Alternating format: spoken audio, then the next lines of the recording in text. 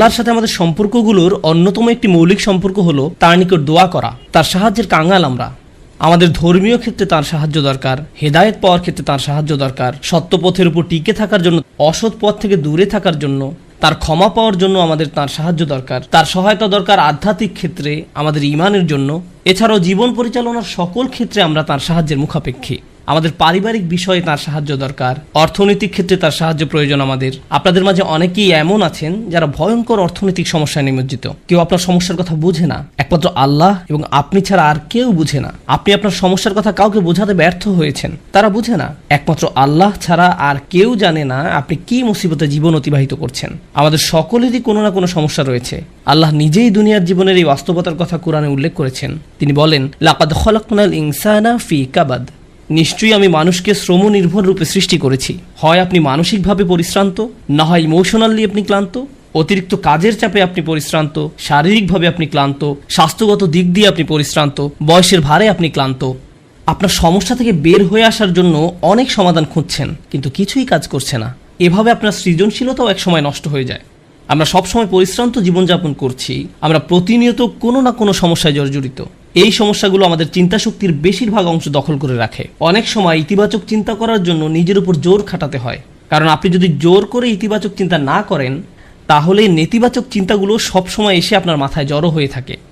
সব সমস্যা যেগুলো সমাধান দরকার, এগুলো নিয়েই আমরা সবসময় চিন্তামগ্ন থাকি। আল্লাহর সাথে আমাদের সম্পর্কগুলোর একটি হলো আমরা যেন আমাদের সমস্যাগুলো সমাধানের জন্য তার নিকট দোয়া করতে পারি। আমাদের যা যা দরকার আমরা যেন সেটা তার নিকট চাইতে পারি। তো আজ আমি যে বিষয়টি নিয়ে কথা বলতে চাই, এমন একটি সিক্রেট উপাদান যার মাধ্যমে আমরা আল্লাহর নিকট যা ইচ্ছা তাই চাওয়ার সামর্থ্য অর্জন করতে পারি। আমরা সবাই বিভিন্ন জিনিস আল্লাহর কাছে চাই, আর সেটা হতে পারে আল্লাহ এবং বান্দার মাঝে একান্ত গোপন কোনো ব্যাপার। আপনি যদি আসলেই আল্লাহর নিকট থেকে আপনার দোয়ার উত্তর আশা করেন, তাহলে কিছু শর্ত আগে পূরণ করতে হবে। আর তার মাঝে অন্যতম একটি গুরুত্বপূর্ণ ব্যাপার যা কোরআনের সর্বত্র বিশেষ জোর দেওয়া হয়েছে, তা হলো আমাকে এবং আপনাকে সবার আগে আল্লাহর নিকট নিঃশর্ত ক্ষমা চাইতে হবে। তার নিকট কোনো কিছু চাওয়ার পূর্বে আপনাকে ক্ষমা চাইতে হবে। আপনাকে ক্ষমা চাইতে হবে। আপনার যে প্রয়োজনগুলো আছে সেগুলো চাওয়ার পূর্বে আমাদেরকে আল্লাহর নিকট পরিপূর্ণ আন্তরিকতার সাথে ক্ষমা চাইতে হবে। এটা শোনার পর আপনি হয়তো জিজ্ঞেস করতে পারেন, ক্ষমা চাওয়ার জন্য কোন দোয়া পড়তে হবে, বা ক্ষমা চাওয়ার জন্য শ্রেষ্ঠ দোয়া কোনটি? মানুষ বিভিন্ন অকেশনে বিভিন্ন রকমের দোয়া পড়ে।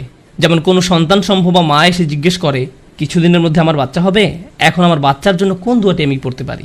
অথবা কেউ একজন এসে বলতে পারে যে আমি চাকরির ইন্টারভিউ দিতে যাচ্ছি, কোন দোয়াটি আমি এখন পড়তে পারি? আমাকে বিশেষ বিশেষ সময় উপলক্ষে বিশেষ বিশেষ দোয়া প্রদান করুন। আমি আপনাদের বলছি, বিশেষ সময়ের ওই দোয়াগুলো অবশ্যই গুরুত্বপূর্ণ, কারণ সেগুলো পবিত্র এবং আল্লাহর কাছ থেকে অবতীর্ণ।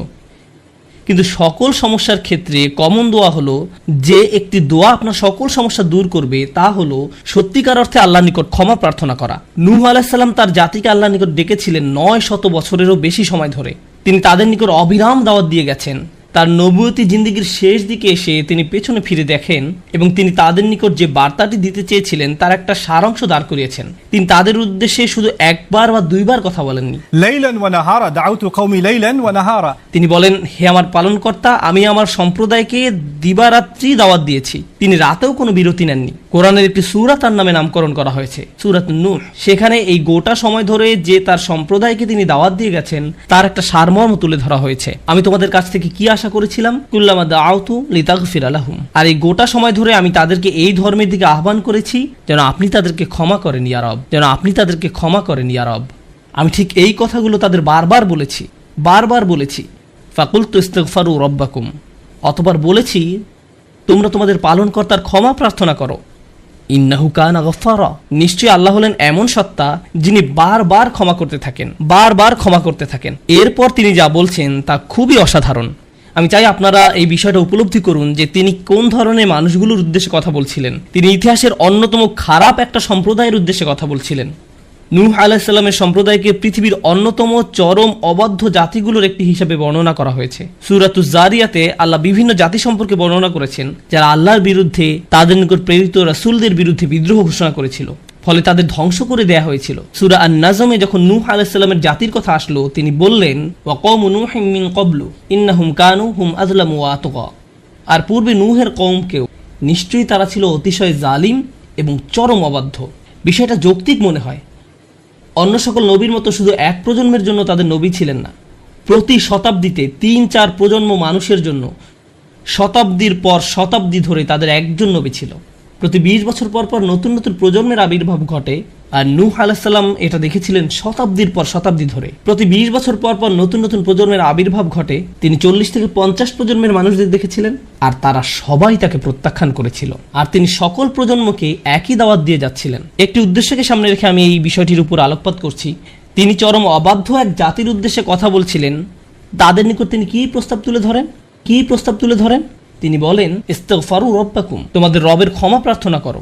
ইন্নাহু কানা গফফারা, তোমরা বারবার আল্লাহর অবাধ্যতা করছিলে, তিনি বারবার ক্ষমা করতে থাকেন। তোমরা বারবার আল্লাহর অবাধ্যতা করছিলে, আল্লাহ বারবার ক্ষমা করতে থাকেন।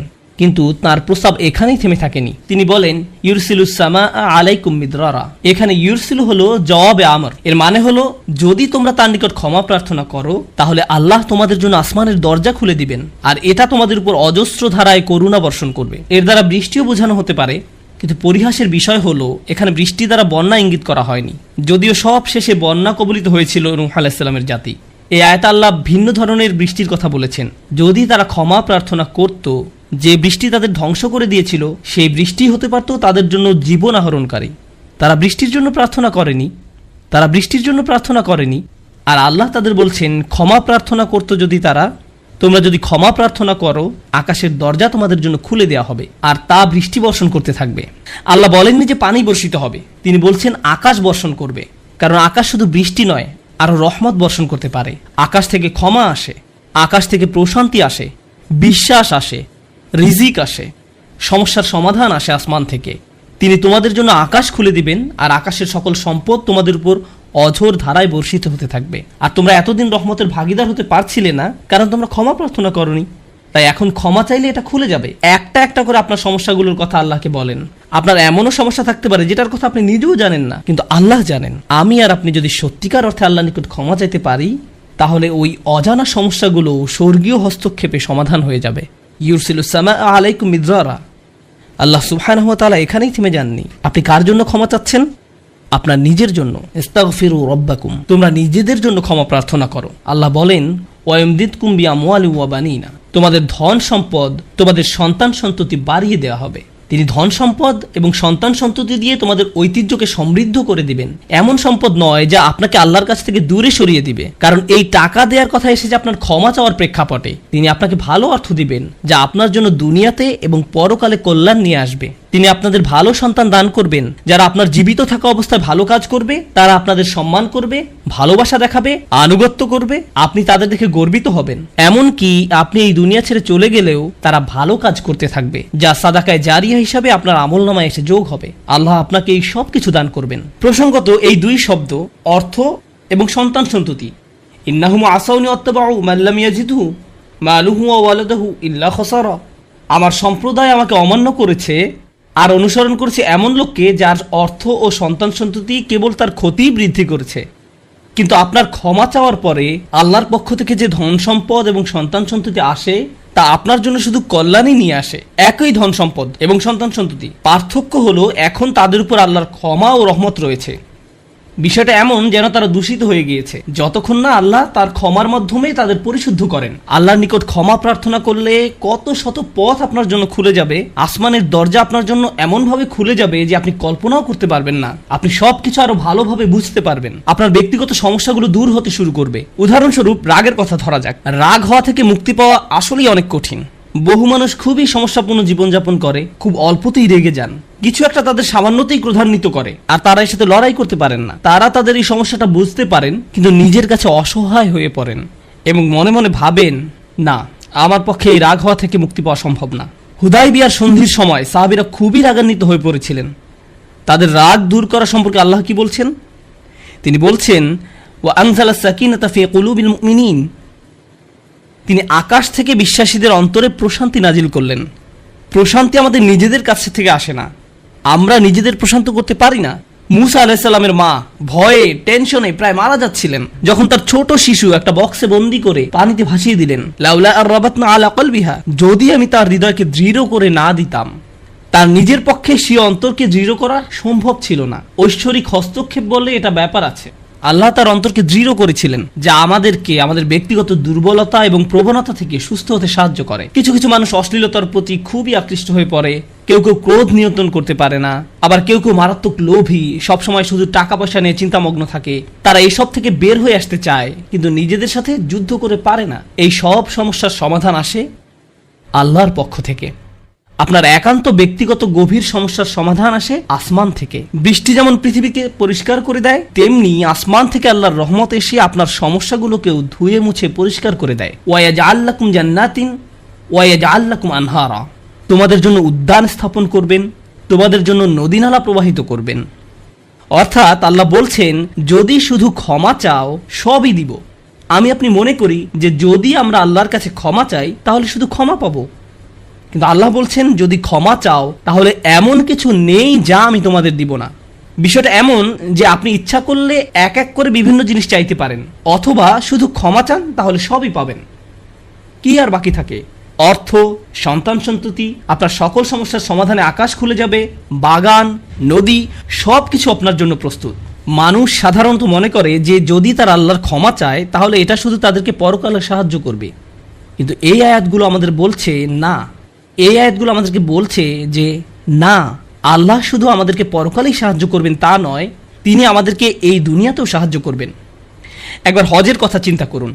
আমার আপনার জন্য হজের সবচেয়ে বড় অনুপ্রেরণা হলো আমাদের অতীতের সকল গুনাহ মাফ করে দেওয়া হবে। আমরা নতুন করে আবার শুরু করতে পারবো। যে কাপড়ে আপনি কবরে শায়িত হওয়ার কথা, সেরকম একটি কাপড়ে আপনি হজে যান। এমনকি হজের সময় যখন আমরা মার্চ করি, সে সম্পর্কে বলা হয়েছে সুম্মা আফিদু মিন হাইসু আফদান নাস ওয়াস্তাগফিরুল্লাহ, অতঃপর তোমরা প্রত্যাবর্তন করো যেখান থেকে মানুষরা প্রত্যাবর্তন করে, এবং আল্লাহর কাছে ক্ষমা চাও। হজের মূল বিষয় হলো আল্লাহর নিকট ক্ষমা চাওয়া, এটাই হজের মূল উদ্দেশ্য। আর সেই হজের সময় আমরা কি দোয়া করি? রব্বানা আতিনা ফিদ দুনিয়া হাসানা অফিল আখিরাতি হাসানা অফিল আখিরাতি হাসানা। প্রতিটি তাওয়াফে একই দোয়া পাঠ করা হয়, যা কোরআনে মাজিদে এসেছে। রব্বানা আতিনা ফিদ দুনিয়া অফিল আখিরা রব্বানা আতিনা ফিদ দুনিয়া হাসানা অফিল আখিরাতি হাসানা। আমাদেরকে এই দুনিয়ার কল্যাণ এবং পরকালের কল্যাণও দান করুন। অন্য কথায়, এই দুনিয়ায় আমাদেরকে এমন কল্যাণ দান করুন যা পরকালের কল্যাণকে নিশ্চিত করবে। এরকম কিছুর অস্তিত্ব রয়েছে, আর এই সব কিছু আমরা তখনই পাব যখন আপনি আন্তরিকতার সাথে আল্লাহর নিকট ক্ষমা চাইব। খুতবার এই অংশটার উদ্দেশ্য ছিল আপনাদের নিকট ক্ষমা চাওয়ার কিছু উপকারিতা তুলে ধরা, ক্ষমা চাওয়ার লক্ষ্য বর্ণনা করা। কিন্তু আমরা এখনো বলিনি যে কিভাবে ক্ষমা চাইব। কেউ কেউ কৃত্রিম উপায়ে ক্ষমা চায়, আস্তাগফিরুল্লাহ আস্তাগফিরুল্লাহ আস্তাগফিরুল্লাহ। কারো কারো জন্য এটা এত নকল যে একবার আলী রাদিয়াল্লাহু তাআলা আনহু একজনকে এরূপ করতে দেখে বললেন, তোমার ইস্তেগফারেরও ইস্তেগফার প্রয়োজন, এর মাধ্যমে শুধু জিহ্বার ব্যায়ামই হয়, আর কিছু না। আমি এখন আপনাদের এমন একটি বিষয়ের কথা বলবো যা আমাদেরকে আল্লাহর নিকট ক্ষমা চাওয়া থেকে বিরত রাখে। বিষয়টা একজনের কাছে কতটুকু প্রত্যাশা করা হয় তার সাথে সম্পর্কযুক্ত। কিছু কিছু মানুষ মনে মনে এই সিদ্ধান্ত উপনীত হয়ে যায় যে আমি সারা জীবন ধরে অসংখ্য পাপে নিমজ্জিত ছিলাম, আল্লাহ মনে হয় আমাকে খুব একটা পছন্দ করেন না। কোনো কোনো মানুষ এমনকি এতদূর পর্যন্ত চলে যায় যে বলে ওঠে, আল্লাহ আমাকে পছন্দ করেন না, আল্লাহ আমার উপর খুবই রাগান্বিত। আমি জানতাম আল্লাহ এই কাজগুলো আমাকে করতে নিষেধ করেছেন, কিন্তু তারপরেও আমি করেছি। শুধু একবার নয়, বহুবার এই খারাপ কাজগুলো করেছি। সুতরাং আল্লাহর ভালো মানুষের তালিকায় আমি নেই, আমার নামাজের কোনো দাম নেই। মানুষ যখন নিজের সম্পর্কে এইরকম ধারণা পোষণ করে, তখন সে কি করে জানেন? আমি তো খুবই খারাপ মানুষ। আপনি কি আমার জন্য একটু দোয়া করতে পারবেন? কারণ আমি ইতোমধ্যে দোয়া করার যোগ্যতা হারিয়ে ফেলেছি। এখন আপনাকে আমার জন্য দোয়া করতে হবে, কারণ আমি আশা করছি আল্লাহ অন্তত আপনার দোয়া কবুল করবেন। এতে হয়তো আমার একটা সুযোগ তৈরি হতে পারে, কারণ আমার কথা তিনি শুনবেন না। আপনাদেরকে আবার একটু পিছনে নিয়ে যাই। নূহ আলাইহিসসালাম কাদের কাছে আল্লাহর নিকট ক্ষমা চাওয়ার এই প্রস্তাব তুলে ধরেছিলেন? নূহ আলাইহিসসালাম কি এমন মানুষদের নিকট এই প্রস্তাব তুলে ধরেছিলেন যারা সারা রাত মসজিদে কাটাতো, যারা প্রতি বছর হজ পালন করতে যেত, রোজা রাখতো এবং অন্যান্য সৎ কাজ করত? না, নূহ আলাইহিসসালাম ক্ষমা পাওয়ার এই প্রস্তাব তুলে ধরেন ইতিহাসের অন্যতম একটি বিদ্রোহী সম্প্রদায়ের প্রতি, যারা প্রজন্মের পর প্রজন্ম ধরে বিদ্রোহী ছিল। তিনি তাদের বলেন, তোমরা যদি শুধু ক্ষমা চাও, আল্লাহ শুধু তোমাদের ক্ষমা করবেন তাই নয়, বরং তিনি তোমাদের জন্য আকাশের ধনভাণ্ডার খুলে দেবেন। নিজের সম্পর্কে এমন বলবেন না যে আমি অনেক দূরে হারিয়ে গেছি, যদি কিছু হয় তা হবে আমার মায়ের দোয়াতে বা অন্য কারো দোয়াতে। আপনার মনের এমন অবস্থার সুযোগ গ্রহণ করে শয়তান। মানুষের মনের হতাশাজনক পরিস্থিতির সুযোগ গ্রহণ করে শয়তান, আর এর মাধ্যমে তাকে শিরকে নিমজ্জিত করে। এই হতাশা শিরকের একটি দরজা। কেন জানেন? তখন মিথ্যা ধর্ম আসে এবং আপনাকে বলে, আপনি তো অনেক বড় পাপী, আপনার পক্ষে ক্ষমা পাওয়া সম্ভব নয়। যিশুকে বলুন আপনাকে ক্ষমা করে দিতে। আপনি যিশুর সাথে ভালো সম্পর্ক করুন, তিনি আল্লাহর সাথে আপনার সম্পর্ক ভালো করে দিবেন। আল্লাহ এবং আপনার মাঝখানে যিশু এসে দাঁড়াবে, অথবা তারা অন্য কাউকে মাঝখানে দাঁড় করাবে, বলবে অমুক পীর, তার কবরের কাছে গিয়ে কিছু চকলেট রাখো। তাহলে তিনি আল্লাহকে বলবেন আপনার সমস্যার সমাধান করে দিতে।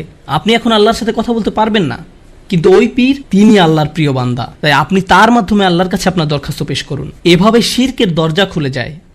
অন্য কথায়, আল্লাহর সাথে আমাদের সরাসরি যোগাযোগের মূল বিষয়টি, তাওহীদের মানেই হলো সরাসরি যোগাযোগ। লা ইলাহা ইল্লাল্লাহ একই কথা বলে, আর এই সব কিছুর মূল কথা হলো আপনার যা প্রয়োজন তা সরাসরি আল্লাহর নিকট প্রার্থনা করুন।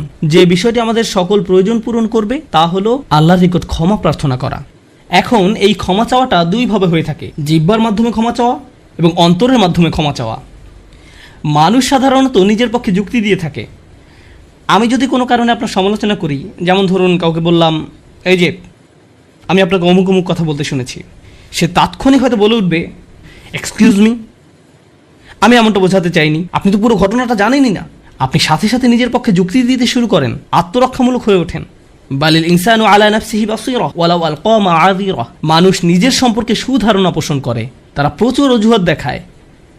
আপনি যদি আসলেই আল্লাহর ক্ষমা চান, আপনাকে নিরিবিলি একটা সময় খুঁজে পেতে হবে। যদি আরবিতে দোয়া করতে না পারেন, কোনো সমস্যা নেই, আপনি শুধু পাঞ্জাবি, বাংলা, বাহাসা বা উর্দু জানেন, কোনো ব্যাপার না। আপনি আপনার নিজস্ব ভাষাতেই আল্লাহর সাথে কথা বলুন, আন্তরিকতার সাথে আপনার অপরাধগুলো স্বীকার করুন, কোনো অজুহাত দেখাবেন না।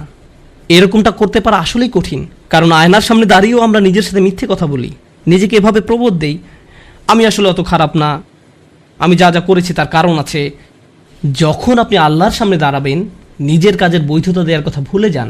আল্লাহ জানেন আপনি কি অবস্থার মধ্যে দিয়ে যাচ্ছেন, তিনি জানেন এটা কঠিন সময় ছিল, তিনি জানেন অমুক অমুক বিষয় আপনাকে সম্পূর্ণ গ্রাস করে ফেলেছিল। ইয়া রব, আমি অনেক চাপের মধ্যে ছিলাম তাই মদ খেয়েছি।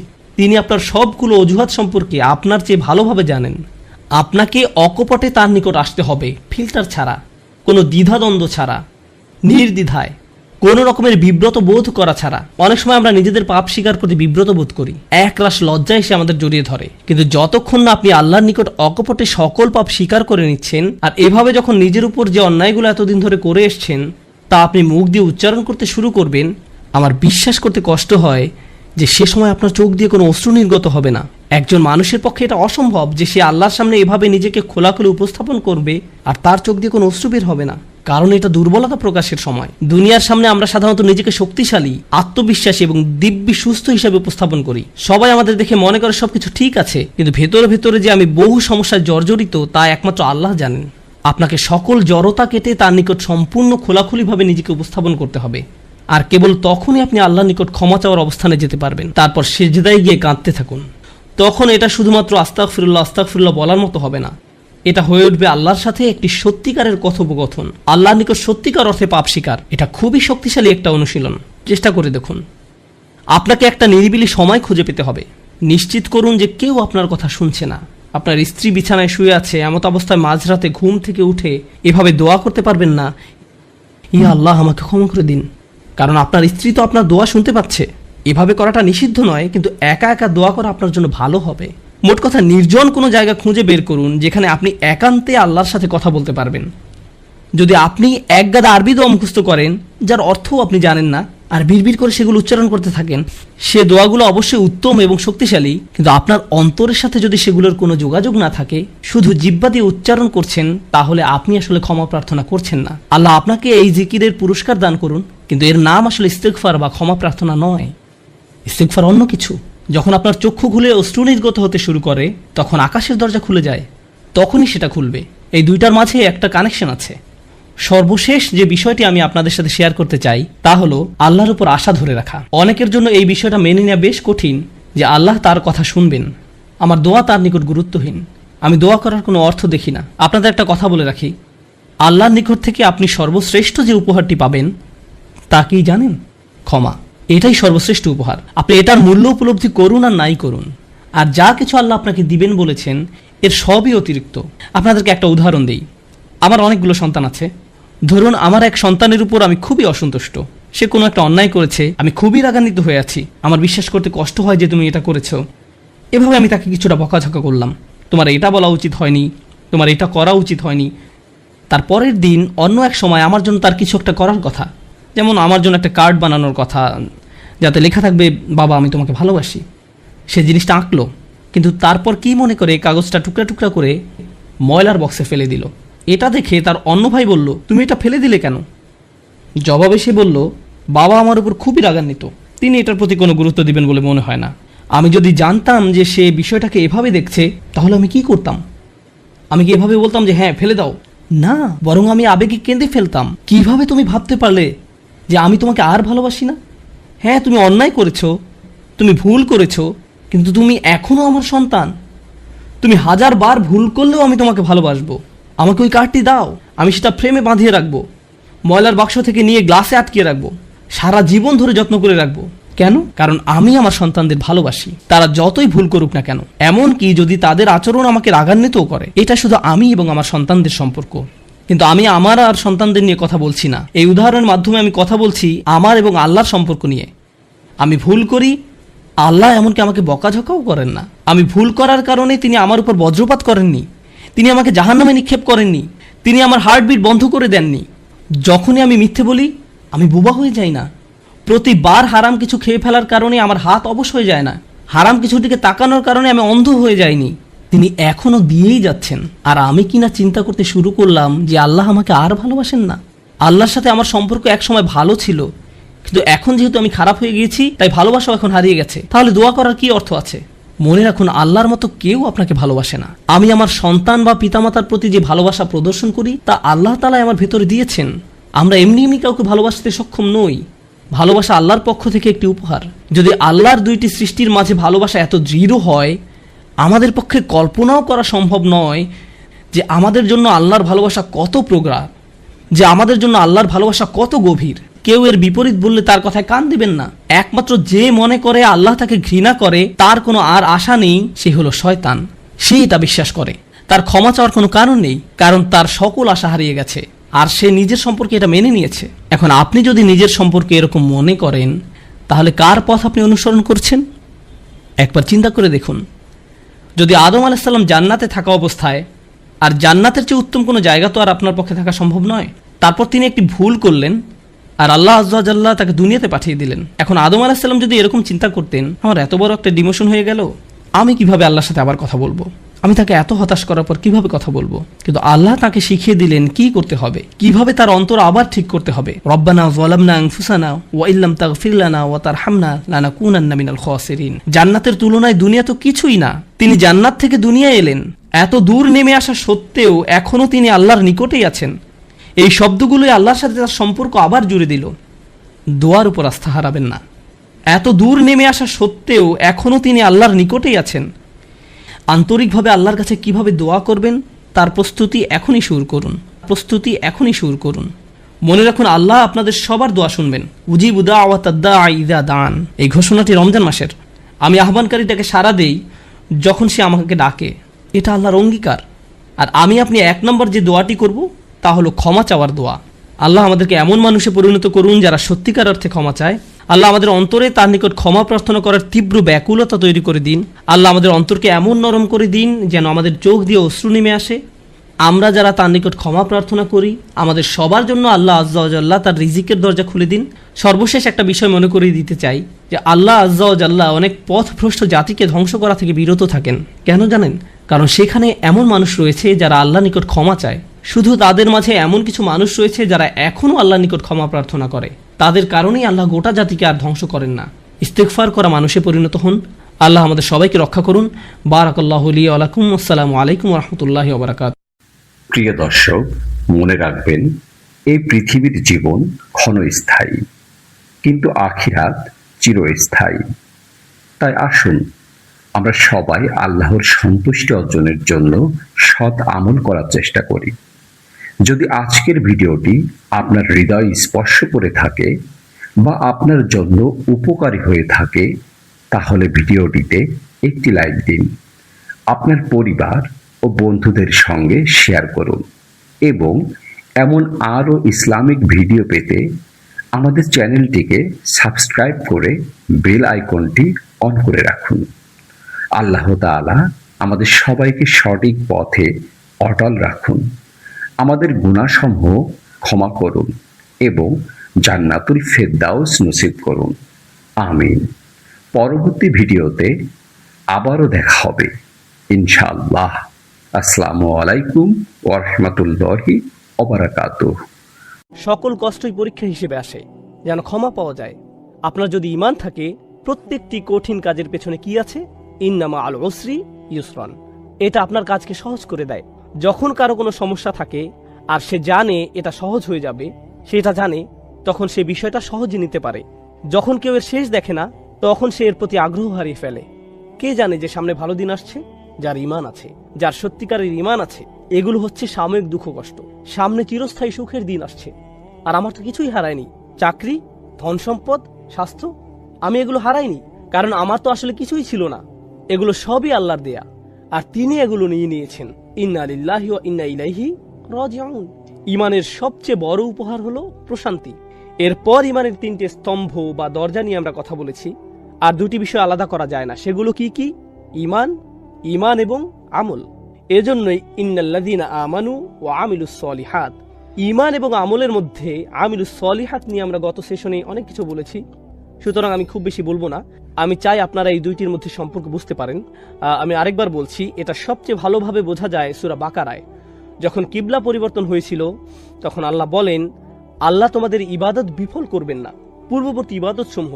কিন্তু তিনি ইবাদত বলেননি। তিনি বলেননি অমা কান আল্লাহু লিউদিআ সালাওয়াতিকুম। তিনি বলেছেন অমা কান আল্লাহু লিউদিআ ঈমানাকুম। আল্লাহ তোমাদের ঈমান নষ্ট করবেন না। আমরা কি আশা করেছিলাম? সালাত, সালাওয়াতিকুম। যদিও তিনি সালাত নিয়েই বলেছেন, কিন্তু সালাতের সমার্থক হিসাবে তিনি বললেন ঈমান। তাহলে কেউ যদি সালাত না পড়ে, আপনারা শূন্যস্থান পূরণ করুন।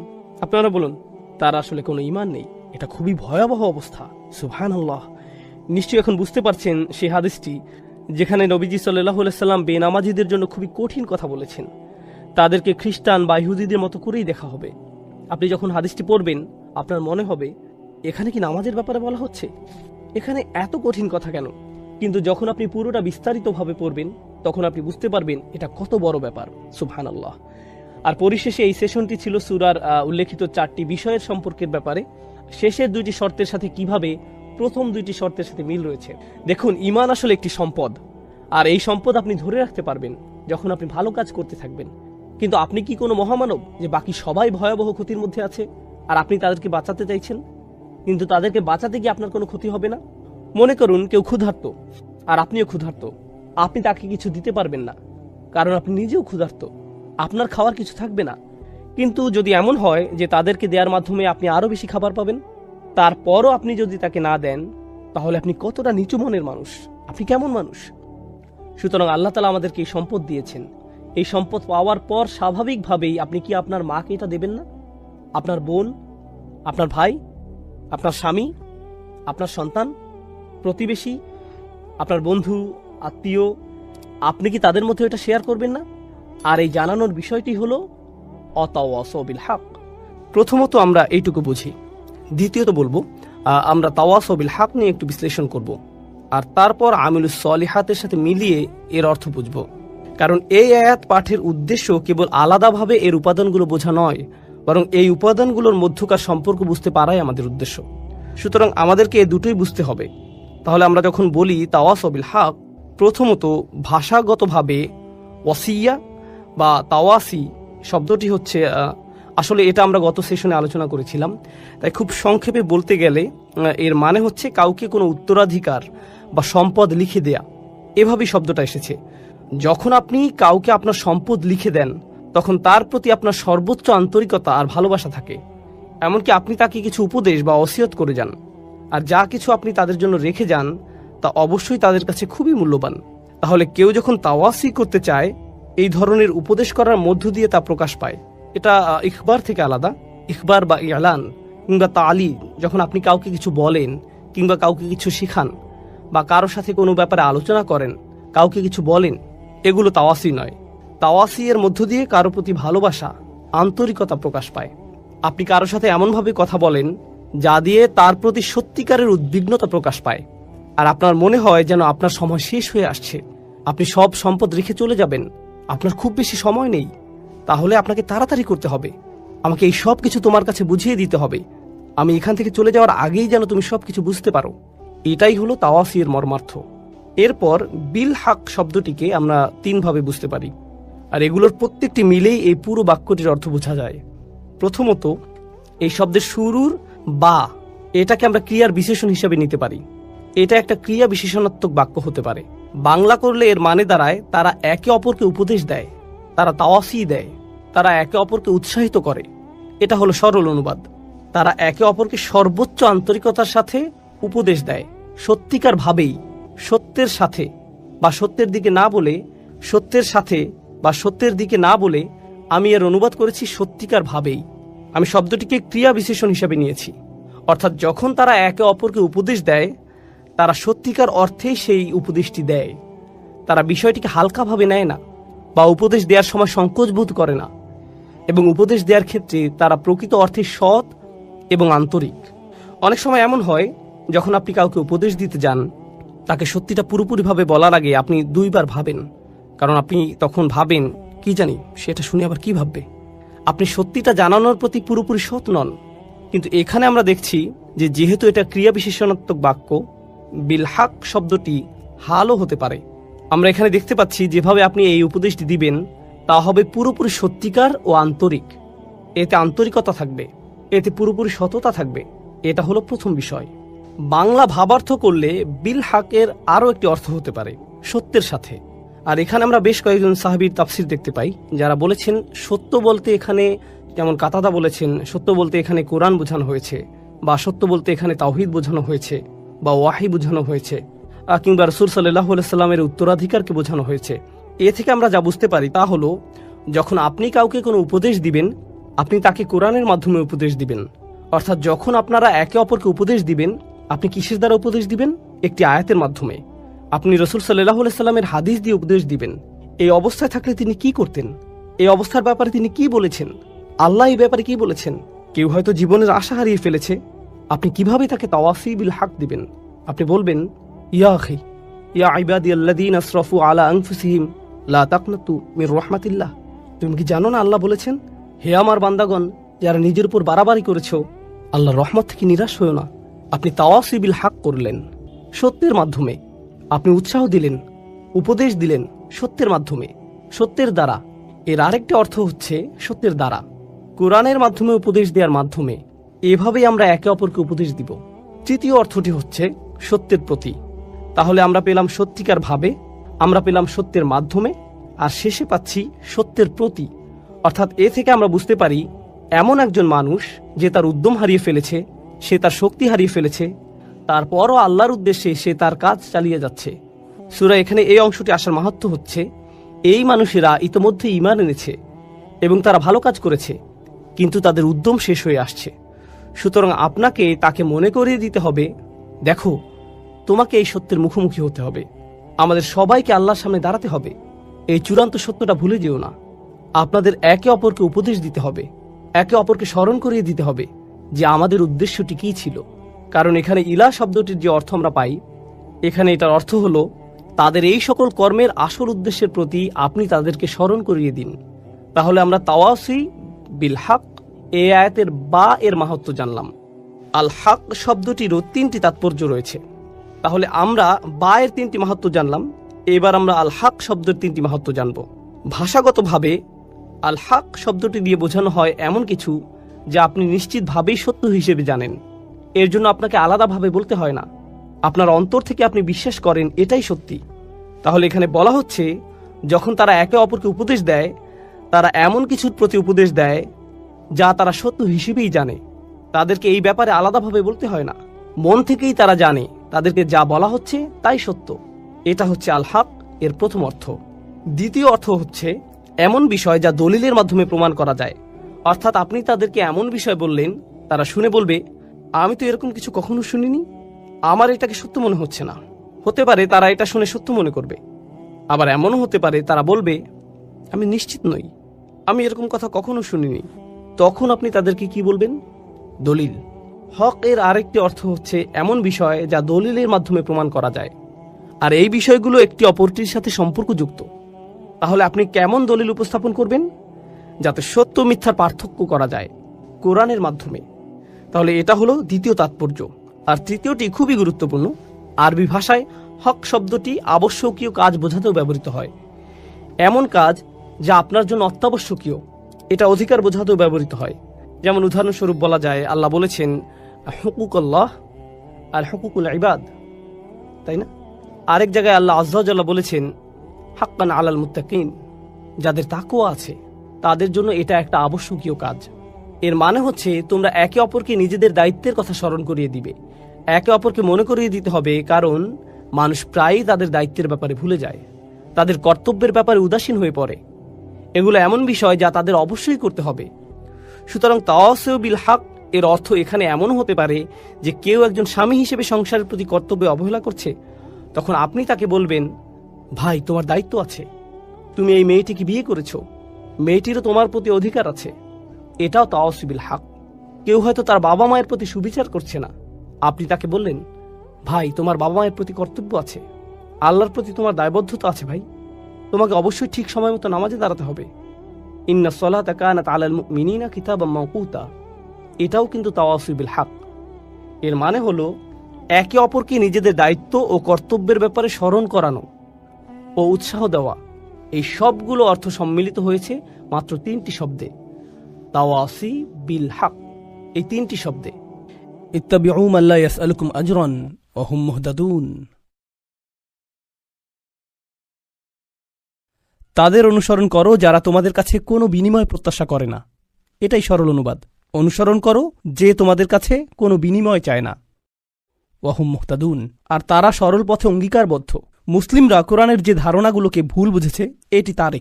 কোরআন বলেছে যে তারা কোনো বিনিময় প্রত্যাশা করেনি। ভাই, আপনার প্রোগ্রামের জন্য কেন ফি নির্ধারণ করেছেন?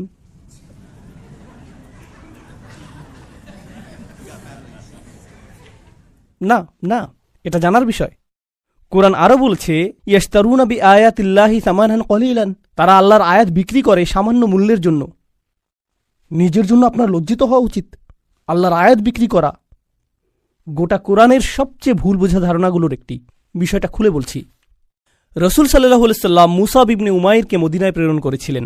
জানেন আপনারা, মুসাব ইবনে উমাইর ছিলেন অত্যন্ত প্রতিভাবান তরুণ, যাকে মদিনায় প্রেরণ করা হয়েছিল কোরআন শিক্ষা দেওয়ার জন্য। তিনি ছিলেন অত্যন্ত ধনী পরিবারের সন্তান, কিন্তু তার পরিবার তাকে ত্যায্য করেছিল।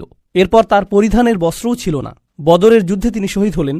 কাফনের কাপড় দিয়ে যখন তার পা আবৃত করা হলো, মাথা উন্মুক্ত হয়ে গেল। আবার যখন মাথা আবৃত করার চেষ্টা করা হলো, পা উন্মুক্ত হয়ে গেল। রসুল সাল্লাল্লাহু আলাইহি সাল্লাম তাকে মদিনায় প্রেরণ করলেন কি শিক্ষা দেওয়ার জন্য? কোরআন। সকালের নাস্তার জন্য তিনি কি খাবেন? সূরা বাকারা। দুপুরে কি খাবেন? রাতে কি খাবেন? রাসূল সাল্লাল্লাহু আলাইহি সাল্লাম তার জন্য বেতনের ব্যবস্থা করেছিলেন, যাতে তিনি তার কাজ করতে পারেন। কোরআন শিক্ষাদানের জন্য তাকে অর্থ প্রদান করা হয়েছিল। তারা আল্লাহর আয়াতকে বিক্রি করে, এই কথার অর্থ কি জানেন? এর মানে কি? এর মানে হলো আয়াতগুলোর নির্দিষ্ট অর্থ রয়েছে, কিন্তু মানুষ তা শুনতে চায় না। তো আপনি অর্থ পরিবর্তন করে দিলেন, আর মানুষ যা শুনতে চায় আপনি তাই বললেন, যার ফলে তারা আপনার প্রতি রাগান্বিত হবে না। আপনি মানুষকে এমন জবাব প্রদান করেন যা শুনে তারা ভালো বোধ করবে, আর তারা যা শুনতে ভালো বোধ করবে না সেগুলো আপনি এড়িয়ে গেলেন। এভাবেই তারা আপনাকে পছন্দ করতে থাকে, আর আপনি নিজের জনপ্রিয়তা ধরে রাখেন। এটাই সামান্য মূল্যে আয়াত বিক্রি করা। সামান্য মূল্য বলতে এখানে মানুষের সন্তুষ্টিকে বোঝানো হচ্ছে, বুঝতে পারছেন? এখানে আয়াতটি হলো তার অনুসরণ করো যে তোমাদের কাছে কোনো বিনিময় চায় না। এমন কাউকে অনুসরণ করো যে তোমার কাছে কোনো বিনিময় চায় না। আসুন এটা বুঝি। এটা সকল নবীদের একটা মূলনীতি। প্রত্যেক নবী এমন জাতির মাঝে এসেছেন যেখানে গুরুতর কোনো সমস্যা ছিল, আর যখন একটি জাতির গুরুতর কোনো সমস্যা থাকে, মূলত একটি জাতির ভারসাম্যপূর্ণ থাকা চাই। কিন্তু যখন তারা কোনো অপরাধ সংঘটিত করে, তখন তারা ভারসাম্য হারাতে থাকে, আর ভারসাম্যহীনতা খারাপ হতেই থাকে, হতেই থাকে, হতেই থাকে। এটা এমন অবস্থায় পৌঁছে যখন গোটা জাতিটা ভেঙে ছিন্ন ভিন্ন হওয়ার উপক্রম হয়। আর রাসূলের কাজ হলো তাদেরকে সেই ভারসাম্যহীনতা থেকে টেনে তোলা এবং আবারও সঠিক অবস্থানে নিয়ে আসা, বুঝতে পারছেন? কিন্তু যখন একটি ভারসাম্যহীনতা জনপ্রিয় হয়ে যায়, সকলে এটা করতে থাকে, সকলেই এতে অভ্যস্ত হয়ে যায়, আর এটা উদযাপনের বিষয়ে পরিণত হয়, এটাই ফ্যাশনে পরিণত হয়, তখন এটার বিরুদ্ধে বলা কি সহজ? না। উদাহরণস্বরূপ এখনকার সময়ে সমকামিতার বিরুদ্ধে বলাটা বেশ কঠিন হয়ে গিয়েছে, তাই না? লূত আলাইহিস সালাম কি এমন সময়ে বসবাস করেছেন যখন এটা জনপ্রিয় ছিল? হ্যাঁ। তাকে কি এর বিরুদ্ধে কথা বলতে হয়েছিল? হ্যাঁ। তিনি কি এর জন্য বিরোধিতার সম্মুখীন হয়েছিলেন? হ্যাঁ। বিষয়টা কোরআনে আসার পেছনে কারণ রয়েছে। আপনি যদি এর বিরুদ্ধে বলেন, মানুষ আপনার দিকে তেড়ে আসবে। লূত আলাইহিস সালামের কথা কোরআনে এজন্যই এসেছে, যখন আপনি এমন বিষয় নিয়ে কথা বলেন যাতে গোটা সমাজ আচ্ছন্ন থাকে, তারা এই বিষয়টির প্রশংসা করে, আর আপনি এর বিরুদ্ধে কথা বলেন, তখন তারা আপনার দিকে তেড়ে আসবে। এখন যদি আপনি অর্থ উপার্জন অব্যাহত রাখতে চান, অথবা যদি আপনি সেই সমাজে বসবাস অব্যাহত রাখতে চান, আপনি যদি নিরাপদ অবস্থানে থাকতে চান, তখন আপনি কোন বিষয়গুলো এড়িয়ে যাবেন? সেই বিষয়গুলো যা নিয়ে তারা আচ্ছন্ন। আপনি অন্য কোনো বিষয় নিয়ে কথা বলবেন। লূত আলাইহিসসালাম শুধু পিতামাতার প্রতি সৎ ব্যবহার নিয়ে কথা বলতে পারতেন। তিনি শুধু কথা বলতে পারতেন প্রতিবেশীর সাথে উত্তম আচরণ নিয়ে। তিনি শুধু নামাজ নিয়ে কথা বলতে পারতেন। যৌন পাপের বিষয়গুলো তিনি এড়িয়ে যেতে পারতেন, কারণ এগুলো ছিল অতি বিতর্কিত, তাই না? তিনি যদি এটা করতেন তাহলে কি তিনি ঝামেলায় পড়তেন? না, কোনো ঝামেলা হতো না। আর প্রসঙ্গক্রমে তিনি কিন্তু এখনো ভালো কাজ নিয়েই কথা বলছেন। পিতামাতার প্রতি সদাচরণ একটি ভালো কাজ, নামাজ পড়া একটি ভালো কাজ, দানশীলতা একটি ভালো কাজ। তো কেন তাকে এমন বিষয়বস্তু বেছে নিতে হলো যা তাকে ঝামেলায় ফেলবে? আসলে এটাই একজন রাসূলের কাজ। তাঁরা এসেছেন এই বিষয়গুলো নিয়ে কথা বলার জন্য, যা নিয়ে অন্য কেউ বলার সাহস করবে না। আর আল্লাহর পক্ষ থেকে তারা রায় দিবেন, ওয়াল কুরআনিল হাকিম। তারা আল্লাহর পক্ষ থেকে রায় দিবেন, আর এটা বারবার বারবার বারবার বারবার দিবেন। সেই সমাজের মূল্যবোধকে আক্রমণ করবেন, আর বারবার বারবার আক্রমণ করবেন। কিন্তু এক্ষেত্রে তারা পরোয়া করেননি, কারণ এই পাপ কাজগুলোর বিরুদ্ধে কথা বলতেই হবে। আর নিশ্চিতভাবেই যখন কেউ এটা করেন, কোনো বিনিময়েই তারা আগ্রহী থাকেন না, কারণ বিনিময় থেকে বঞ্চিত হওয়ার জন্য এই কাজগুলোই যথেষ্ট। মাল্লা ইয়াসআলুকুম আজরন, তাদেরকে অনুসরণ করো যাদের কোনো স্বার্থ নেই, কারণ এটা জনপ্রিয় হওয়ার পথ না, এটা ধ্বংসপ্রাপ্ত হওয়ার পথ। ওয়াহুম মুহতাদুন, তারা তাদের ব্যক্তিগত জীবনে সুপথ প্রাপ্ত, সৎ পথের প্রতি অঙ্গীকারবদ্ধ। এখন বিষয়টি বুঝুন, সৎ পথের প্রতি অঙ্গীকারবদ্ধ। রাসূলগণ ছিলেন বক্তা, কিন্তু বক্তা আর কারা আছেন? আপনারা কি সমাজের অন্য বক্তাদের কথা বলতে পারেন? স্কলাররা? ইসলামী পরিবেশের বাইরের কথা বলছি। রাজনীতিবিদরা হলেন বক্তা, তাই না? ঠিক আছে, তো রাসূলগণ আপনাকে রীতিনীতি নিয়ে বলেন, সমাজ পরিবর্তন নিয়ে বলেন, তাই না? রাজনীতিবিদরাও কি কখনো কখনো সমাজ পরিবর্তন নিয়ে কথা বলেন? অবশ্যই।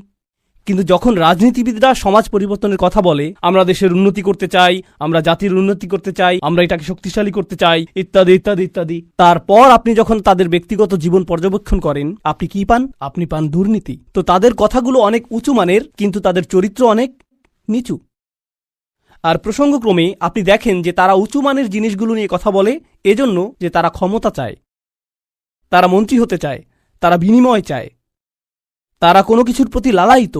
যখন নবীরা কথা বলেন, তারা কি চান? তারা শুধু চান ন্যায় বিচার, তারা শুধু চান সত্য, আপনার কাছ থেকে কোনো বিনিময় চান না। আর উপরন্তু আপনি যদি নবীদের ব্যক্তিগত জীবনের দিকে লক্ষ্য করেন, তারা সর্বদাই সঠিক পথের প্রতি অঙ্গীকারবদ্ধ ছিলেন। ওয়াহুম মুহতাদুন, তো বাণীটি নিখুঁত এবং বাণীবাহকও নির্ভেজাল। এই ধারণাটি কি আগেও শেখানো হয়েছিল? হ্যাঁ, ইন্নাকা লামিনাল মুরসালিন আলা সিরাতিম মুস্তাকিম। আরেকবার পুনরালোচনা, কোরআন এরকমটাই করে, আয়াতগুলো পরস্পর সম্পর্কযুক্ত। এখন পরের আয়াতে অমালি, অর্থাৎ আমার কি সমস্যা হয়েছে, সেই মানুষটি এখনো কথা বলছেন, সেই রজুল, সেই আদর্শ ব্যক্তি, আল্লাহর ইচ্ছায় যার নাম আমরা কোনো একদিন জান্নাতে জানতে পারব। তিনি বলেছেন, আমার কি সমস্যা হয়েছে?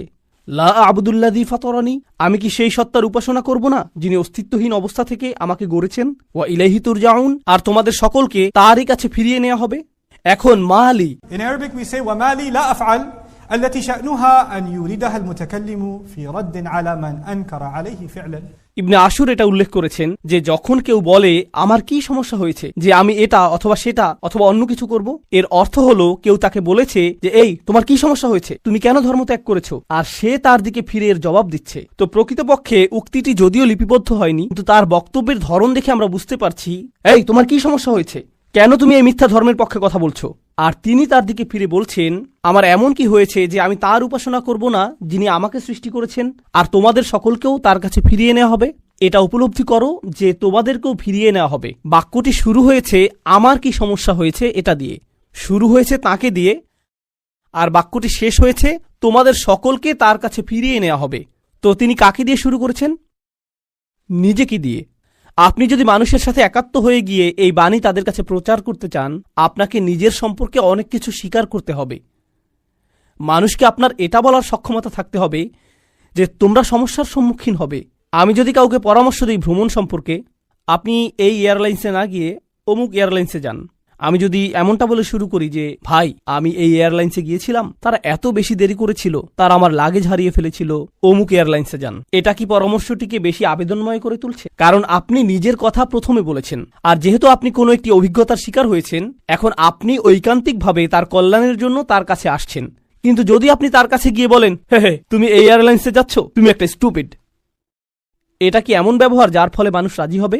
না, বরং এটা অপমানজনক। তিনি নিজের সম্পর্কে বলছেন, কারণ তিনি চান না যে তারা তাকে ঘৃণা করুক। তিনি ঘৃণার উদ্রেককারী কোনো কথা বলতে চান না, তিনি একপাশে কোনো কথা বলতে চান না, তিনি শুধু তার নিজের সম্পর্কে কথা বলতে চান। দেখো আমার দিক থেকে এটা হবে বড় ধরনের অপরাধ, দেখো আমার দিক থেকে এটা হবে বড় ধরনের অপরাধ যদি আমি তাকে উপেক্ষা করি যিনি আমাকে সৃষ্টি করেছেন। তোমরা সকলেও তার কাছে ফিরে যাচ্ছ। এটা কথা বলার খুবই ভালোবাসাপূর্ণ উপায়, যেটা তিনি ইতিমধ্যে শুরু করেছেন ইয়া কওমি বলার মাধ্যমে। এজন্যই তিনি তার জাতির প্রতি ভালোবাসার টানে ছুটে এসেছিলেন। তো তিনি বললেন, ওমা লিয়ালা আবুদুল্লাযী ফাতারানি ওয়া ইলাইহি তুরজাউন আত্তাখিযু মিন দুনিহি আলিহা, আমার কি তাকে ছাড়া অন্য কাউকে উপাস্য মানা উচিত?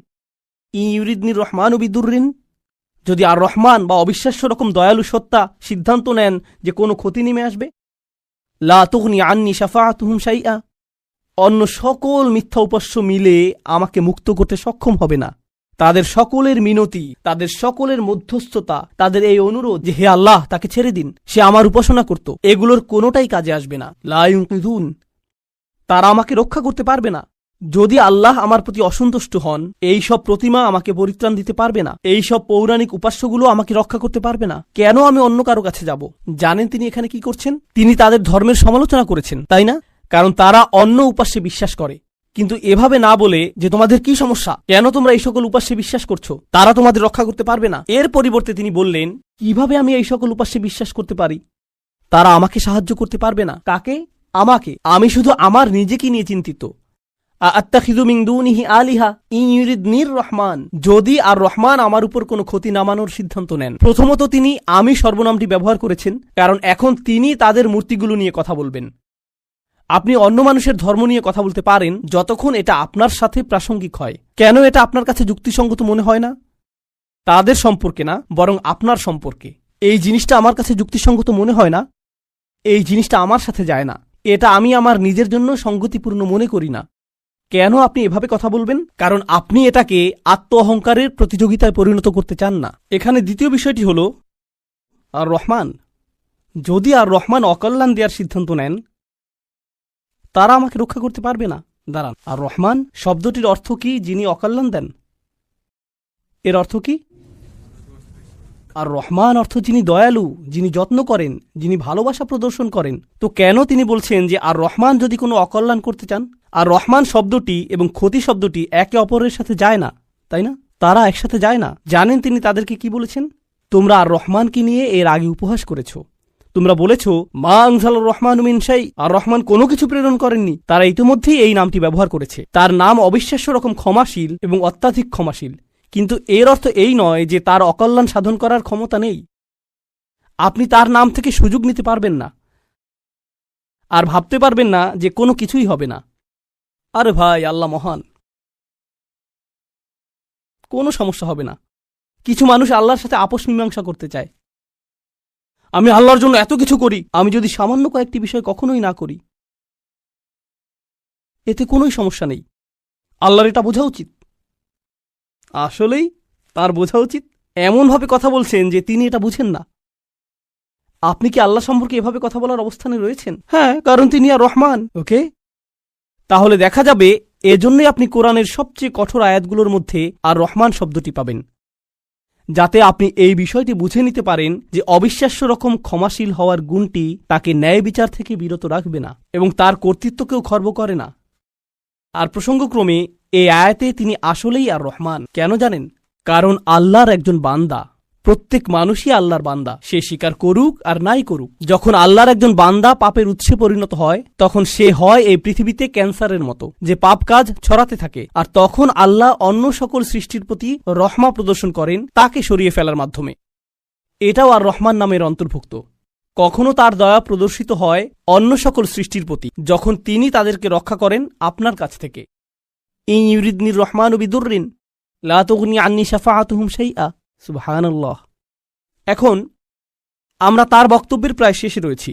ইন্নী ইযাল্লা ফি যালালিম মুবিন। যদি এমনটাই হয়, যদি আমি আল্লাহ ছাড়া অন্য কারো উপাসনা করি, যদি আমি অন্য উপাস্য গ্রহণ করি, তাহলে আমি সুস্পষ্ট বিভ্রান্তিতে পড়ে যাব, আমি সম্পূর্ণরূপে বিভ্রান্ত হয়ে যাব। তিনি বিভ্রান্ত নন, তিনি বলছেন তোমরা সবাই বিভ্রান্ত, কিন্তু তিনি তাদেরকে আঘাত করতে চাইছেন না।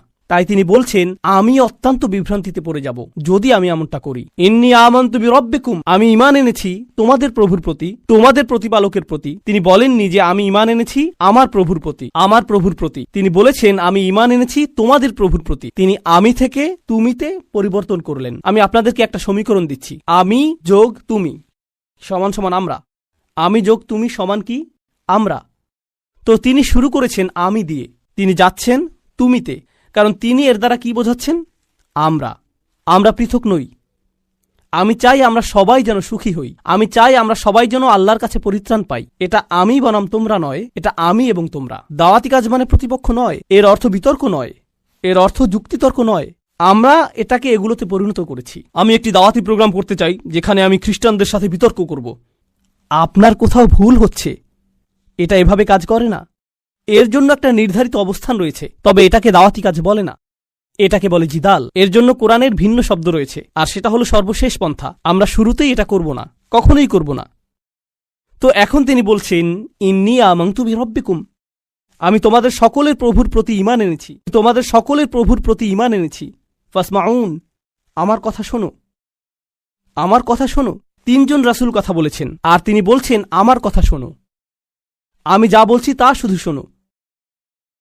কখনো কখনো আমি শিক্ষক হিসাবে এই বিষয়টা খেয়াল করি। আমি আরবি শেখাই অথবা চেষ্টা করি। ধরুন ছাত্ররা সামনে বসে শিখছে, আর তখন একজন সহকারী আসলো, শিক্ষকের সহকারী একজন আসলো, আর ছাত্রদের কাঁধে হাত রেখে বলল মনোযোগ দিয়ে পড়ো। আমি কিন্তু মনোযোগ দিতে বলিনি। একজন সহকারী এসে বলল মনোযোগ দিয়ে পড়ো। এর কি কোনো প্রভাব রয়েছে? হ্যাঁ। এর কি ভিন্ন ধরনের প্রভাব রয়েছে? হ্যাঁ। যখন আরেকজন ছাত্র আপনার কাছে এসে বলে ভাই পড়াশোনা করো, শিক্ষক বলেন যে পরীক্ষার জন্য পড়াশোনা করো। হ্যাঁ, অবশ্যই আমি পরীক্ষার জন্য পড়াশোনা করব। তারপর আপনি রাত 8টার সময় বাস্কেটবল খেলা দেখছেন, আর আপনার বন্ধু এসে বলল আরে ভাই চলো পড়াশোনা করি। এটার কি ভিন্ন প্রভাব থাকবে? অবশ্যই থাকবে। এই সাহাবী এটা বুঝতে পেরেছিলেন, রাসূলদের এই সঙ্গীটি তা বুঝতে পেরেছিলেন। তার কাছে রয়েছে স্বতন্ত্র স্থান, সূর্যের আছে নিজস্ব স্থান, চাঁদেরও রয়েছে নিজস্ব স্থান। এটা প্রতিযোগিতা নয়। আমার কথা শুনো, এটা এতটাই ভালোবাসাপূর্ণ চমৎকার বক্তব্য। আর আমি এখানে বলতে চাই যে তার বক্তব্যটি এখানে 3 জন রাসূলের থেকেও বেশি কাজ করেছিল। এই আয়াতগুলোতে তার বক্তব্যের বেশি প্রভাব রয়েছে 3 জন রাসূলের তুলনায়। এটা কেন? এটা আমাদেরকে শিখানোর জন্য যে আল্লাহ যাকে চান তাকেই বিজয় প্রদান করেন, আল্লাহ তাকেই কবুল করবেন যার প্রতি তিনি রাজি হবেন। পার্থিব ফলাফল এবং পার্থিব পরিণাম আল্লাহর কাছে অর্থবহ নয়, বরং প্রচেষ্টাই আল্লাহর কাছে অর্থবহ। পার্থিব ফলাফল হলো যখন আল্লাহ সিদ্ধান্ত নেবেন তখন তিনি দুয়ার খুলে দিবেন, এটাই হবে। পরের আয়াতটি বলছে ইলাদখুলিল জান্নাহ। বক্তব্যের অংশটি প্রায় শেষ। ইলাদখুলিল জান্নাহ, জান্নাতে প্রবেশ করো। দাঁড়ান, তিনি তো তার লোকদের সাথে কথা বলছিলেন, এখন বলা হচ্ছে জান্নাতে প্রবেশ করো। কি ঘটল? তাকে হত্যা করা হয়েছিল। তিনি এত ভালোবাসাপূর্ণ উদ্বেগপূর্ণ বক্তব্য দিলেন, শহরের প্রান্ত থেকে তার লোকদের কাছে ছুটে আসলেন, তাদেরকে বোঝানোর চেষ্টা করলেন। তারা রাসূলদেরকে স্পর্শ করতে পারল না, কারণ রাসূলগণ আল্লাহ প্রদত্ত নিরাপত্তায় ছিলেন। কিন্তু সেই একমাত্র ঈমানদার হত্যার শিকার হলেন। এই ঘটনাটিতে ঈমানদারদের জন্য শিক্ষা রয়েছে, তাই না? এখন সামান্য কয়েকজন ঈমানদার যারা রাসূল সাল্লাল্লাহু আলাইহি ওয়াসাল্লামের উপর ঈমান এনেছিলেন, তাদেরকে মানসিকভাবে প্রস্তুত করা হলো এর জন্য তোমরাও হত্যার শিকার হতে পারো। ইয়াসির, সুমাইয়া, বিলালও মৃতপ্রায় হয়ে গিয়েছিলেন রাদিয়াল্লাহু আনহুম। আপনি হত্যার শিকার হতে পারেন শুধু এটা বলার কারণে, শুধু আল্লাহ সম্পর্কে কথা বলার কারণে। তো তিনি জান্নাতে প্রবেশ করলেন এজন্য না যে তাকে স্থানান্তরিত করা হয়েছিল, বরং তাকে হত্যা করা হয়েছিল। আর প্রসঙ্গক্রমে তারা কিভাবে রাসূলদের হত্যা করার সিদ্ধান্ত নিয়েছিল? পাথর নিক্ষেপ করে এবং আমৃত্যু নির্যাতন করার মাধ্যমে। মনে আছে এটা? তাই তিনি সহজ কোনো মৃত্যুর শিকার হননি। তো তিনি একজন শহীদ, কারণ শহীদগণ সরাসরি জান্নাতে প্রবেশ করেন। তিনি সরাসরি জান্নাতে প্রবেশ করলেন। আর তার উক্তি এটা ছিল না হে আল্লাহ তাদেরকে শাস্তি দিন, কারণ এই কাফিররা আমাকে হত্যা করেছে। ঈমানদারদের পক্ষ হয়ে প্রতিশোধ গ্রহণ করা উচিত। ক্বালা ইয়া লাইতা কওমি, ক্বালা ইয়া লাইতা, প্রথম শব্দগুলো ওহ যদি শুধুমাত্র, কওমি ইয়ালামুন, আমার লোকেরা যদি শুধু জানতে পারত, যদি আমার লোকদের জানার কোনো উপায় থাকত। তিনি এখনও তাদেরকে ভালোবাসেন। কল্পনা করতে পারেন জান্নাতে হাঁটছেন, সেখানে কি দেখতে পাবেন? যাওয়াতা আফনান ফাবিআইয়ি আলাই রাব্বিকুমা তুকাযযিবান। আপনি জান্নাতে গাছ দেখবেন আর তা আপনাকে সম্মোহিত করবে। আপনি ঝর্ণাধারা দেখবেন আর সম্মোহিত হয়ে যাবেন। আপনি ফল দেখতে পাবেন আর প্রথম কামড়ের পর আপনি নিজেকে হারিয়ে ফেলবেন। আপনি আপনার সুন্দরী স্ত্রীদের দেখবেন আর আনন্দে দিশেহারা হয়ে যাবেন। তিনি এই সব কিছু দেখছেন আর তিনি বলছেন না ও, তিনি শুধু বলছেন ও আমার লোকেরা, যদি শুধু তারা জানতে পারত।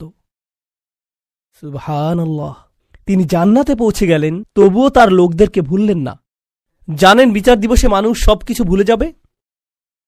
মা তার সন্তানকে ভুলে যাবে। ইয়াউমা তারাউনাহা তাযহালু কুল্লু মুরদাআতিন আম্মা আরদাআত। সেই দিন প্রত্যেক স্তনদানকারী মা তার সন্তানকে ভুলে যাবে। ইয়াউমা ইয়াফিরুল মারউ মিন আখিহি ওয়া উম্মিহি ওয়া আবিহি ওয়া সাহিবাতিহি ওয়া বানিহি। সেদিন প্রত্যেক মানুষ তার ভাইয়ের কাছ থেকে পালিয়ে বেড়াবে। সূরা মারিজে এসেছে। ওয়া ফাসিলাতিল্লাতি তুই, তার মা, তার স্ত্রী, তার সন্তান, তার অভিভাবক, তার গোটা গোত্র, সে তাদের সবার কাছ থেকে পালিয়ে বেড়াবে। সে কারো সাথে কোনো কিছু করতে চাইবে না। ওয়াতাকাত্তাআত বিহিমুল আসবাব। কোরআন বলছে সকল সম্পর্ক ছিন্ন হয়ে যাবে। কিন্তু ঈমানদারদের জন্য এমনটা হবে না। ঈমানদারদের জন্য এমনটা হবে না। সে জান্নাতে প্রবেশ করবে এবং তার ভালোবাসা অব্যাহত থাকবে। কার জন্য? তার লোকদের জন্য, যারা হলো কাফির এবং নবীদের শত্রু, কারণ তারা এখনো জীবিত এবং এখনো তাদের আশা রয়েছে। আপনি এমন মানুষের উপর আশা ছাড়বেন না যারা এখনো জীবিত। আর আল্লাহ এমন ভাবে আমাদের কাছে বর্ণনা করেছেন যেন তিনি তখনও ঘটনা দেখছিলেন। আল্লাহ তাকে দুনিয়ার ক্যামেরা ভিউ প্রদান করেছিলেন যাতে তিনি দেখতে পারেন যে কি ঘটছে। আর তিনি জান্নাত থেকে দেখে বলছেন যদি তারা জানতে পারে। তিনি বলেননি যে যদি তারা জানতে পারত, আলিমু, বরং তিনি বলছেন ইয়া লাইতা কওমি আলামুন, যদি শুধু তারা জানতে পারে। তিনি এখনই দেখছেন কি ঘটছে। আল্লাহ তাকে দেখাচ্ছেন। সুবহানাল্লাহ। আর তারপর আপনি বুঝতে পারেন যে একনিষ্ঠতা আসলে কি। আমরা মুসলিমরা একনিষ্ঠতার কৃত্রিম ধারণা তৈরি করেছি। আমি এটা মানতে পারি না। একনিষ্ঠতা শব্দটিকে নিয়ে আমরা যা করছি, তুমি যা করো তার সবকিছুতে ইখলাস থাকতে হবে। সব সময় তোমার নিয়তকে যাচাই করে চলবে। এখনই যাচাই করুন। কারণ যদি একনিষ্ঠতা না থাকে তাহলে তোমার কোনো কাজেরই মূল্য থাকবে না। আর তোমার একনিষ্ঠতা থাকতে হবে শুধু এবং শুধুমাত্র আল্লাহর জন্য। আমি এর সাথে দ্বিমত পোষণ করব। আমি জানি এখনই আমাকে হত্যা করতে আসবেন না। রাসূল সাল্লাল্লাহু আলাইহি সাল্লাম একজন মানুষের কথা বলছেন যে অনেক পাপ করেছে, অনেক পাপ। সে নামাজ পড়ে না, কিছুই করে না। একদিন সে হাঁটতে হাঁটতে একটি তৃষ্ণার্ত কুকুর দেখতে পেল। তৃষ্ণায় কুকুরটির জিহ্বা বের হয়ে আছে। আর লোকটি সিদ্ধান্ত নিল যে নিজে পান করার আগে সে কুকুরটিকে পান করাবে। শীঘ্রই লোকটি মারা গেল আর আল্লাহ তাকে জান্নাত দান করলেন। হ্যাঁ, আসুন ঘটনাটা খেয়াল করি। এই লোকটি, সে কি বিশ্বাসী? আমরা জানি না। সে কি নামাজ পড়ে? না। যখন সে কুকুরটিকে পান করাচ্ছিল, সে কি বলেছিল যে দাঁড়াও, আগে নিয়তের ইখলাস এনে নেই, আমি শুধু এটা করছি আপনার জন্য, ইয়া আল্লাহ। কুকুরের এই বের হয়ে থাকা জিহ্বা আমার কাছে মূল্যহীন, আমি শুধু আপনার সন্তুষ্টি কামনা করি, আর তারপর আমি কুকুরটিকে পানি খাওয়াই। তিনি এমনটা করেছিলেন? তিনি শুধুই কুকুরটির জন্য খারাপ বোধ করেছিলেন এবং কুকুরটিকে পানি পান করিয়েছিলেন, তাই না? তো কুকুরটির জন্য তার উদ্বেগের ব্যাপারে তিনি একনিষ্ঠ ছিলেন, তার ইখলাস ছিল, তাই না? এখানে এই ঈমানদারটি তার লোকদেরকে ভালোবাসেন, কিন্তু তিনি কি বলেছেন যে এটা যদি আল্লাহর জন্য না হতো তাহলে আমি আমার লোকদের ঘৃণা করতাম। তিনি এজন্য তাদেরকে ভালোবাসেন কারণ তারা তারই লোক, আর এটাই তার লোকদের জন্য একনিষ্ঠতা। ইবাদতের ক্ষেত্রে আল্লাহর প্রতি আপনার একনিষ্ঠতা থাকতে হবে, আপনার পিতামাতার প্রতি আপনার একনিষ্ঠতা থাকতে হবে, শুধু আল্লাহর জন্য না, বরং এজন্য যে তারা আপনার পিতামাতা। আপনার একনিষ্ঠতা থাকতে হবে অন্য মুসলিমদের জন্য, কারণ তারা আপনার মুসলিম ভাই। আপনার একনিষ্ঠতা থাকতে হবে আপনার প্রতিবেশীর জন্য। আপনার একনিষ্ঠতা থাকতে হবে আপনার কাজের প্রতি, আপনার লেখাপড়ার প্রতি। আপনার একনিষ্ঠতা থাকতে হবে আপনার ব্যবসায়ের অংশীদারের প্রতি। এই সব কিছুই একনিষ্ঠতা। আপনি কৃত্রিমভাবে এটা বানাতে পারবেন না। না, আমি তোমার বন্ধু হতে পারবো না, কারণ এটা আল্লাহর সন্তুষ্টির জন্য না। আমরা শুধু একসাথে বাস্কেটবল খেলবো, আর এটা আখিরাতে আমার কোনো কাজে আসবে না। আমি জানি না কে এই অদ্ভুত কথা আপনাকে শিখিয়েছে। যখন আপনি আপনার নিয়ত যাচাই করছেন বাস্কেটবল খেলায় বল ছোড়ার আগে, কারণ এতে কোনো ইখলাস নেই, এটা এইভাবে কাজ করে না। আমাদের নিয়তের পরিচ্ছন্নতা থাকতে হবে, এটা নিশ্চিত। আমাদের নিয়তকে পুনরায় যাচাই করতে হবে, এটা নিশ্চিত। একনিষ্ঠতার গণ্ডি আল্লাহর প্রতি একনিষ্ঠতার চেয়েও অনেক বেশি। এই একনিষ্ঠতা তার সকল সৃষ্টির প্রতিও প্রযোজ্য। মানুষের প্রতি আপনার নিয়ত পরিচ্ছন্ন থাকতে হবে, কৃত্রিমভাবে নয়। তো এই ছিল তার নিজের লোকদের প্রতি ভালোবাসা, এমনকি জান্নাতে যাওয়ার পরও। এখানে আল্লাহ আসলে বর্ণনা করছেন যে মানুষের প্রতি ভালোবাসা হলো জান্নাতি মানুষের গুণ। আমি আবারও বলছি, নিজের লোকদের প্রতি ভালোবাসা হলো জান্নাতি মানুষের গুণ। তো যখন আপনি এমন মুসলিম দেখেন যারা সব সময় মানুষের প্রতি রাগান্বিত, তারা সব সময় অন্য মুসলিমদের প্রতি রাগান্বিত, তারা নিজেদের পরিবারের প্রতি রাগান্বিত, তারা সবচেয়ে বেশি রাগান্বিত অমুসলিমদের প্রতি, তারা রাগান্বিত রাগান্বিত এবং রাগান্বিত, এটা জান্নাতি মানুষের গুণ না। ইয়া লাইতা কওমি ইয়ালামুন। এখন তিনি এই বক্তব্যটি দিলেন তার লোকদের প্রতি। আমরা এমনকি তার নামও জানি না, আর তার কথাগুলো কিয়ামত পর্যন্ত পাঠ করা হবে। এখন আপনার এবং আমার কথোপকথনগুলোর কথা ভাবুন। আমরা কথা বলি আইফোন নিয়ে, আমরা কথা বলি গাড়ি নিয়ে, আমরা কথা বলি খেলাধুলা নিয়ে। এই কথাগুলো কোথায় যাবে? এই কথাগুলো কি চিরদিন থেকে যাবে? না। এগুলো কি পৃথিবীতে কোনো কল্যাণ নিয়ে আসবে? না। জানেন এই সম্পর্কে ভাবতে গিয়ে আমি কি উপলব্ধি করছি? আল্লাহর কাছে কথা হলো অমূল্য রত্ন। লোকটি কোনো নবী নন, তবুও তার কথা কোরআনে সংরক্ষিত হয়ে আছে। আল্লাহকে অন্য জিনিসে সংরক্ষিত রাখেন? অকুল্লা শাইইন আহসাইনাহু ফি ইমামিম মুবিন। আল্লাহ বলছেন যে আমি সবকিছুই সংরক্ষণ করে রাখি। তিনি সবকিছুই সংরক্ষণ করে রাখেন। তো কোন জিনিসটি আপনি সংরক্ষণ করে রাখতে চান? ভালো কিছু? কোনো একনিষ্ঠ পরামর্শ? আপনাকে কি ব্যাপক জ্ঞানের অধিকারী হতে হবে ভালো কিছু বলার আগে? এই মানুষটির কি ভালো কথা বলার আগে অনেক অনেক ডিগ্রির প্রয়োজন হয়েছিল? বিষয়টি জটিল নয়, শুধু ভালো মানুষ হন। লক্ষ্য করুন কেমন চমৎকারভাবে কোরআন সন্নিবেশিত। যখন তিনি জান্নাতে গেলেন আর তিনি বললেন যদি আমার লোকেরা জানতে পারে, পরের আয়াতে তিনি বলছেন বিমা গফর আলী রব্বি ও জাআলানী মিনাল মুকরামিন, সেই ক্ষমা যা আমার প্রভু আমাকে প্রদান করেছেন আর আমাকে তাদের অন্তর্ভুক্ত করেছেন যাদেরকে সম্মানিত করা হয়েছে। তিনি জান্নাতের দুটি জিনিসের কথা বলছেন, ক্ষমা এবং সম্মান। সূরার শুরুতে এসেছে ফাবাশশিরহু বিমাগফিরাতিন ওয়া আজরিন কারীম। সূরার শুরুতে আল্লাহ বলছেন কোন এক স্থানের সেই একাকী ঈমানদারদেরকে অভিনন্দন প্রদান করো যে সে পাবে ক্ষমা এবং সম্মানসূচক প্রতিদান। মনে আছে সেটা? ক্ষমা এবং সম্মানসূচক প্রতিদান। এখন সূরার মাঝখানে এই মানুষটি জান্নাতে পৌঁছে গেলেন এবং বললেন ইয়া আল্লাহ, আপনি আমাকে ক্ষমা প্রদান করেছেন এবং সম্মানিতদের অন্তর্ভুক্ত করেছেন। পুনরালোচনা, নিখুঁত পুনরালোচনা, এটাকে বলা হয় কুরআনের ইহকাম ওয়াল কুরআনিল হাকিম। এই আয়াতগুলো নিয়ে শেষে একটি বিষয় আমি আসলেই ভালোবাসি, তা হলো যখন তিনি তার লোকদের সাথে কথা বলছিলেন তিনি বললেন ইন্নী আমানতু বিরব্বিকুম, আমি ঈমান এনেছি তোমাদের প্রভুর প্রতি, আমি ঈমান এনেছি তোমাদের প্রভুর প্রতি। কিন্তু যখন তিনি জান্নাতে প্রবেশ করলেন তিনি বললেন বিমা গফর লি রব্বি, আমার প্রভু। একই মানুষের কথা। এখন তিনি বলছেন আমার প্রভু। যখন তিনি জান্নাত দেখলেন, যখন তিনি জান্নাতে প্রবেশ করলেন, যখন তিনি ক্ষমা লাভ করলেন, যখন তিনি আল্লাহ প্রদত্ত সম্মানের অধিকারী হলেন। প্রসঙ্গক্রমে কারো দ্বারা সম্মানিত হওয়ার অর্থ কি? কিভাবে আপনি কারো দ্বারা সম্মানিত হতে পারেন বলতে পারেন আমাকে? স্বীকৃতি পাওয়া। হ্যাঁ, কারো স্বীকৃতি পাওয়া। কেউ আপনাকে অভিবাদন জানালো, কেউ আপনার সাথে কর্মর্দন করতে আসলেন, এটা দ্বারা তিনি আপনাকে সম্মানিত করলেন, তাই না? আমি এখনই বলে দিচ্ছি, সামনের আয়াতগুলোতে এটা আসবে। সেখানে আল্লাহ বলছেন সালামুন কওলাম মির রব্বির রহিম, এই সূরাতেই। আরো পরে আল্লাহ বলছেন তিনি তোমাদেরকে বলবেন সালাম। তো শুরুতে তিনি বলছেন আমি তোমাদেরকে প্রদান করব সম্মানিত প্রতিদান, সম্মানিত প্রতিদান, সম্মানিত প্রতিদান। সেই সম্মানিত প্রতিদানটি কি? কতটা সম্মানিত এটা হতে পারে? আমি কি একটা মেডেল পাবো? কোন সার্টিফিকেট দেয়া হবে পরীক্ষায় পাশ করার পর যেমনটা দেয়া হয়? কি সার্টিফিকেট আপনি পাবেন? আপনি পাবেন সালাম, আল্লাহর পক্ষ থেকে। এটাই আপনি পাবেন। তো যখন তিনি তা পেলেন তিনি ভুলে গেলেন যে এই প্রভু অন্য কারো প্রভু, তিনি শুধু তারই প্রভু। আমার প্রভু আমাকে ক্ষমা প্রদান করেছেন, আমার প্রভু আমাকে সম্মানিতদের অন্তর্ভুক্ত করেছেন, তিনি আমার প্রভু এবং শুধুই আমার প্রভু। সুবহানাল্লাহ। একজন ঈমানদারের কি চমৎকার চিত্র এটা। এখন এটা ঘটেছে জান্নাতে, কিন্তু মূল ঘটনাটা চলমান থাকার কথা কোথায়? এই পৃথিবীতে। কি ঘটেছিল এখানে? এখন আল্লাহ যা করবেন তা অত্যন্ত কঠোর। মনোযোগ দিয়ে শুনুন, কারণ এটা মুসলিমদের আরেকটা ভুল ধারণা। এ কারণে এই সূরাটি আমি বেছে নিয়েছি। যখনই আমি কোনো সূরা বেছে নেই আমি উপলব্ধি করি যে আল্লাহ আমাদের সমসাময়িক এত এত সমস্যার জবাব দিয়েছেন, এটা অবিশ্বাস্য। যদি মুসলিমরা কোথাও আক্রমণ করে অথবা কোনো কিছু বিস্ফোরণে উড়িয়ে দেয় আর অন্য মুসলিমরাও এতে মারা যায়, তাহলে তারা তো জান্নাতেই প্রবেশ করবে, এতে কোনো সমস্যা নেই। আমি এই যুক্তি শুনেছি। এই পরিস্থিতির শিকার হয়ে যদি মুসলিমরা অথবা নিরীহ মানুষ মারা পড়ে, আল্লাহ তো জানেনই, তিনি তাদেরকে জান্নাতে পাঠিয়ে দিবেন। তাই এখানে কোনো ক্ষতি হয়নি, কারণ জান্নাত দুনিয়ার চেয়ে উত্তম।